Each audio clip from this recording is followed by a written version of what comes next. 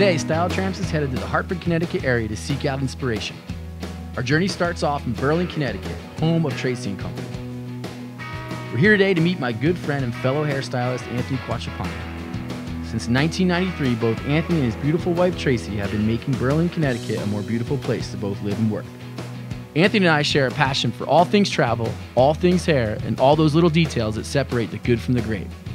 Let's sit down with Anthony and see how these small town inspirations create such a talented, wonderful hairstylist. My first stop, Daybreak Coffee Roasters in Glastonbury, Connecticut. Daybreak is known for its fresh, high-quality, organic coffee. Good food, good service. So what makes Daybreak such a household name in Glastonbury? They roast all their beans to perfection in-house. Good to see you, man. Good to see you too. So guys, I'm here with one of my main man's pots and pans, Anthony Quattropani. How long have we known each other? I have no idea. Right? quite a while. It's been that long, right? 8 years. Yeah, man, we worked together for a long time, and I really want to see what inspires you here, because I'm sure it's going to have that same effect on me. So anybody who knows you love bikes. Yeah. You know, and so we're going to Toast Performance, right? Dan's a good buddy of mine, and he is also into all the fine little details, and he does the R&D, and he tests all his products, and he just makes that place happen. So that's really really cool. I'm excited to see how we can really use that inspiration from a performance shop, and see if we can somehow tie that to hair. Me too. Where else are we going besides Toast Performance? We're going to Hartford Denim. They have a lot of really cool vintage machines that they make their product on, which is just some of those other little annoying details that maybe somebody may or may not care about. I think is really cool, and there was just a lot of cool things to look at in their shop. I'm just so amazed that there's people still doing things the way they used to, and they're passionate about jeans just the same way we're passionate about hair. So I'm excited to meet those guys. I'm excited to get on this little journey today, style tramping around town, see what's up, see who we can meet, and see what inspiration we can find. So you ready to meet Carmelo? Yeah, let's go chat with Carmelo. Cool, right on. Anthony, how are you? Man. Good. How's everything? Good? Thanks, man. Awesome. What's up, Carmelo and Colin? Colin, nice to meet you. This is the heart of Daybreak. I mean, all the roasting gets done here. I try to do it in micro batches so it's always fresh. And you may even get special requests sometimes, and people will come in and ask for certain ones, and I'll do it up for them. And I think that's what makes it personal. I think that's what makes it unique. Well, that's kind of what the whole point of this whole thing is. We know there's art in every single corner of the world, and as artists, we're constantly searching for it. Right. And we know the guys that do things just that little extra, roasting their own coffee, whatever it is, that's the details that we're searching for. How does this machine exactly work? So the roasting gets done on the upper chamber, and as soon as it gets to the point where I really am ready, that it's the color I want and the perfection that I want, it'll get put into the cooling tray. The cooling tray at that point will try to cool it off as fast as possible, which is the key. It's amazing. I mean, people love to be part of the process, and a lot of times I feel we hide that process, and we should celebrate it. No, absolutely. Craftsmen, they're going away. We need to kind of keep that going. We need to really show people that we're good with our hands, and it's still alive. You definitely have to have heart into whatever you're doing. But mostly I think it comes down to that satisfaction of once you've done something and it's excellent, beautiful, whatever it may be, it's when you hand it over to that other person and you get that satisfaction. It's amazing. Whether you're cutting hair and you're showing that masterpiece to somebody, or making coffee and somebody comes up to you and says, that was the most amazing cup of coffee I ever had. Basics. It's wonderful. That's why we do it.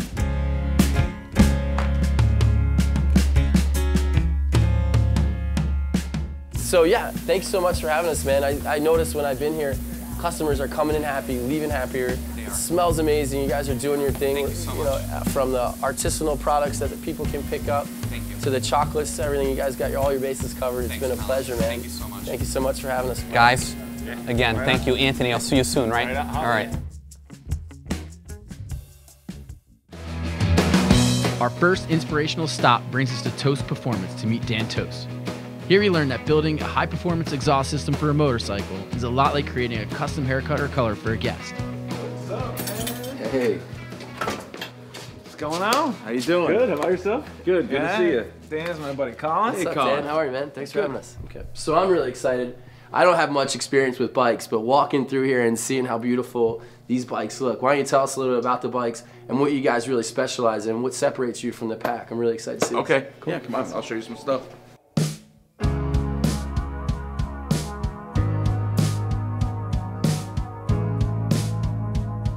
Well, this was the first Harley I really built from scratch, and as I look back now, it was more the stance and how the bike looked when you were riding it. Like anything looks good on the kickstand, but you had to be cool riding it. And it almost looks like you can't ride it, but then you ride it and it fits perfect. I think what sets this bike apart is all the curves and a lot of the stuff that's just, you don't see it in the mainstream. The pipes are different, everything's, I mean, nothing here was bought, everything was handmade. It was in your head, it's art.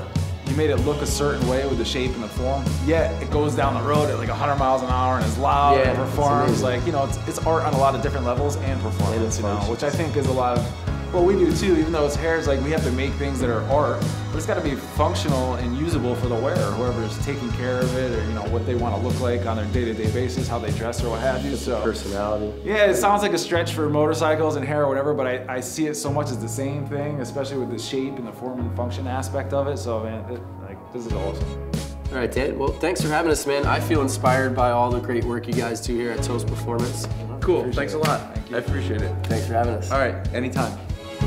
Our final inspirational stop is the Hartford Denim Company to meet Luke and Dave, two Hartford natives who began making handmade raw denim in their parents' garage.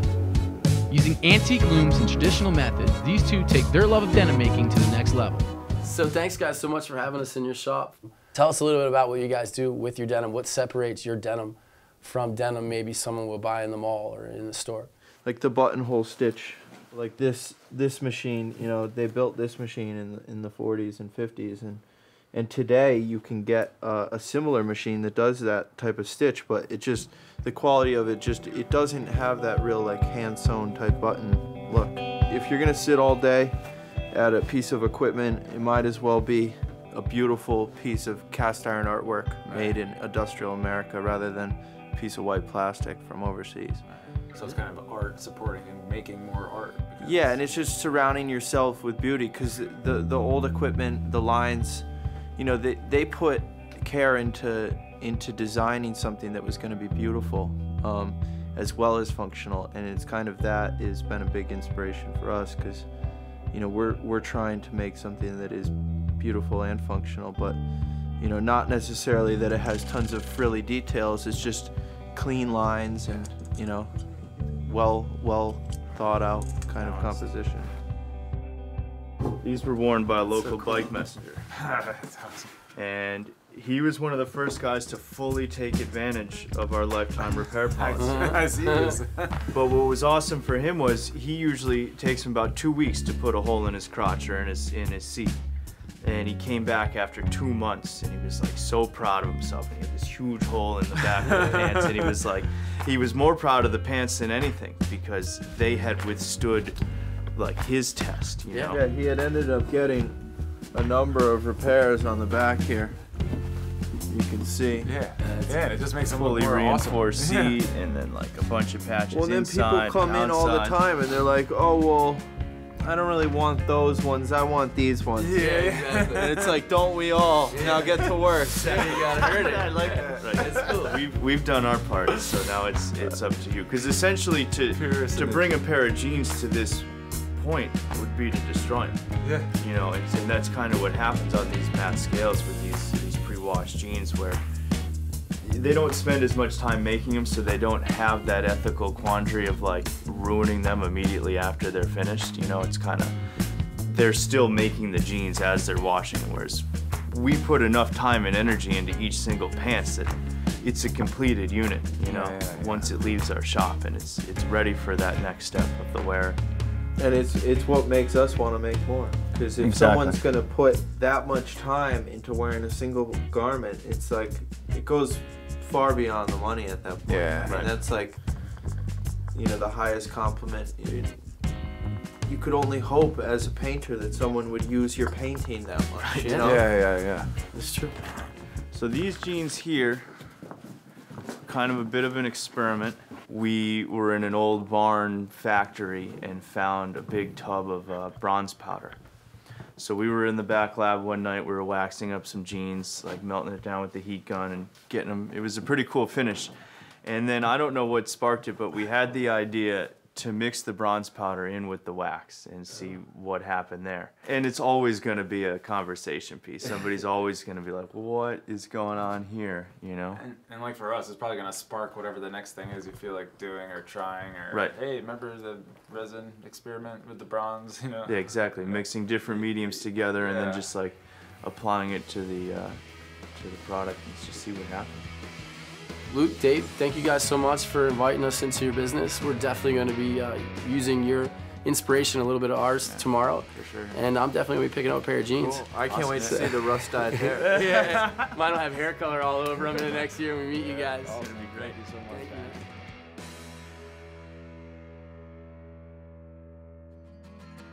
Now that Anthony showed me all the places that inspire him in his hometown, let's sit down, put our thoughts together, and create a collection based off the inspiration of the Hartford, Connecticut area. So from the toast performance, here's the baby. I mean, what's not inspiring about that, right? Yeah, that's just, you know, concave and convex, all the different ways that we cut hair and elevate hair. So concave and convex, we'll definitely play with those kind of ideas and thoughts tomorrow as we're kind of figuring out what we're gonna do. So this is definitely a strong candidate. We'll definitely use these chrome bits and this little bit of curvature throughout that shape as well. All right, that brings us to our next location. Yeah. You know, when I think about hair color for me, I was really inspired by the Hartford Ditto Company and the ability that we can maybe create some lived-in texture within that haircut and also that color. What do you think? It could quite possibly get better and better and different looking over time as the hair, you know, fades from oxidation from the sun, or all these things that are usually so detrimental to color could actually be what makes it look beautiful in the end. I think we'll be able to put together that whole finishing, washed in color with the jeans, tied in with that chrome and that beautiful shape of our bike. And I think our model tomorrow will have an individual cut and color. Yeah. And let's let this fester tonight. Because you know I'm not going to be sleeping and I'm going to be thinking about this stuff. Yeah, right on. Reconvene in the morning, man, and see where this goes. Cheers. With all of our inspirational ideas in place, it's time to go to the salon and get to work.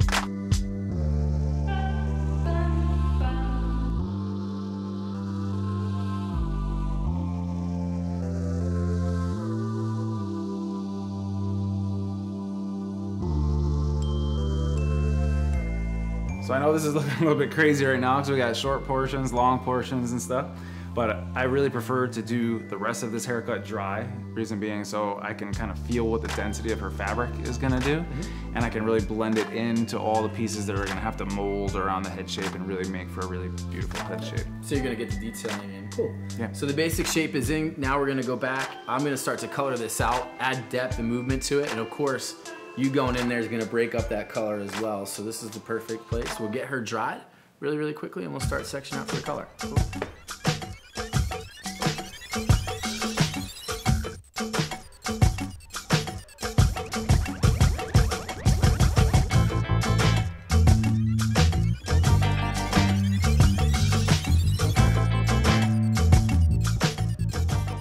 So we have our oxidative dye. This is, again, our color shots mixed with processing liquid, used a little bit differently than the way you normally would, but it's gonna give us a beautiful translucent blue tone. This is our semi-permanent. In this case, we're using Paul Mitchell Inkworks. It's blue-based. We're gonna use it directly by itself. And over here, we actually went in and mixed this product with a little bit of conditioner. So you guys can see when I start to mix it, we're gonna be able to change that tone, giving us that lived-in, brighter, deeper indigo color that we've been looking for now. We also have that same semi-permanent color mixed with hairspray. changing the delivery system, we're gonna be able to have a little bit of that spray effect there throughout too, and that's gonna give us that washed in denim feel as well. So these are the products that we're gonna be working with. We have our sectioning. I'm gonna take my jacket off and we're gonna get started. Because it's gonna be cool not only just when it gets finished, but as she kind of shampoos and wears it, it's gonna have different tonalities start to happen as it starts to kind of wear, you know, just like that indigo releases out of the denim and it changes. Her hair is gonna become more translucent, transparent. I'm gonna bring in our oxidative dye, and you can see that that's gonna process a wee bit different. You know, this is gonna take some time to actually start to turn into that denim-y grayish color that we're looking for.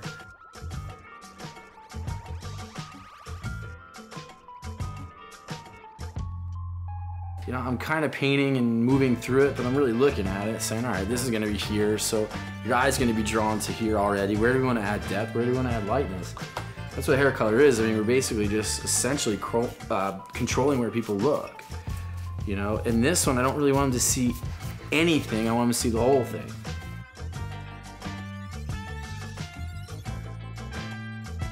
So Tara's finished. We have our blow dry finish. We got that moisture out of her hair. We can see those blue tones kind of coming together. This is my favorite part of any haircut, really. I've worked with so many amazing artists, including yourself, and I love this.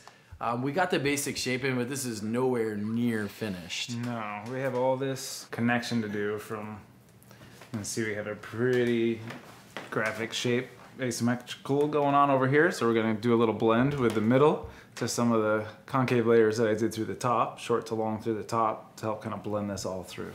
So how we can start to see again, you put in that kind of basic convex concave shape inspired by the bike, inspired by the parts that are kind of how we mold metal. How else are we using this inspiration through your technique that you're using now? Well, more so than just seeing the concave shapes. On the outside is quite the obvious. So I'm gonna go through and put a design line to kind of replicate some of those concaves that we saw like in the fender and the front of that bike. But the not so obvious are the concave shapes on the inside of the haircut, which actually make the shape for her, because I think our clients look in the mirror and they try to see an outside shape that's not quite so obvious, but that's what makes it look and feel good on their head. So that's how I'm gonna tie in those shapes that we saw, you know, on the motorcycle is kind of an obvious thing with all the concave, convex shapes.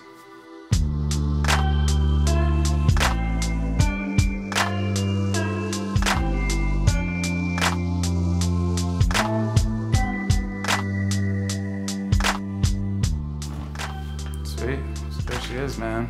That's good. All right, so we definitely need to get down to the makeup process here because, you know, it's amazing how all these things come together, but that's really what makes a great finished end result. So we have our shape inspired by our bikes from Toast Performance. We also have our denim lived in color inspired from our Hartford Denim Company. So now let's get a little inspiration for the makeup mid-April, and we'll have 3/4 of the way done here, buddy. Yeah, for sure, man. Right on.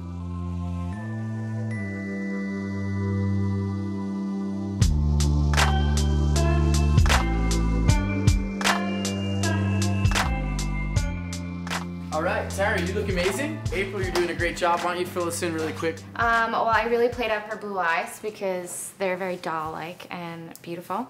So we did some browns, and brown really complements blue eyes because it has like a little bit of a red undertone.